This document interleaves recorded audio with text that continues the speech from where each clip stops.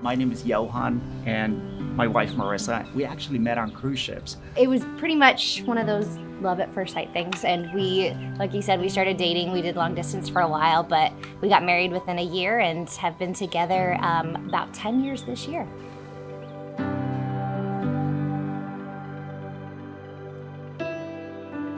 I'll never forget, my wife walked in, I was in the kitchen, and she said, I got fantastic news, I'm pregnant.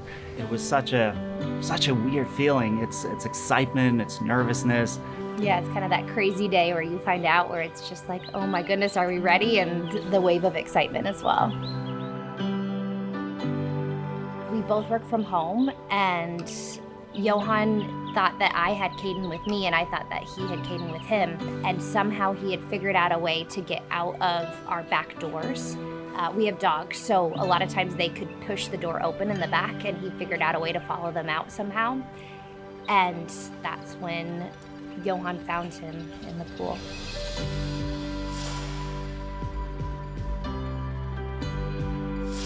I went back into the backyard, I don't know, to do something, and as I came back into the house, in the corner of my eye, I saw him in the pool, and he was submerged about 2 feet under.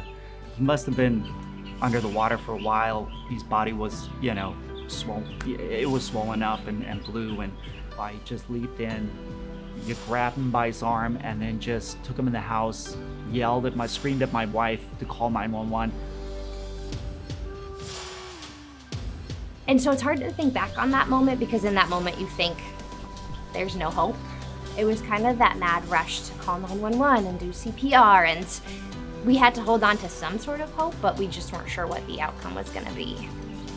911 agent walked us through it all, and we did exactly what you said, and still we had no pulse. But he was still blue and cold, and I think in our minds we kind of thought there's just no way. When the first responders actually arrived, they took us out of the room, and they continued with whatever they did to get a pulse. The pulse was faint, so they decided at that point they had to take him to Arnold Palmer. We were not only just in a place that specialized in care for my child and was going to look after and heal my son, but it was a place that specialized in care for us. Dr. Speck was Kaden's doctor through a majority of his time at Arnold Palmer. Every day, it was, when he'd come into his rounds, it was kind of like, when is he going to come? Because he's going to give us like our little bit of hope that we're going to hope for that day. Right. We're super blessed because we live in a town that has a hospital dedicated to children. I know many people don't have that. Him being at Arnold Palmer, it's the best of the best.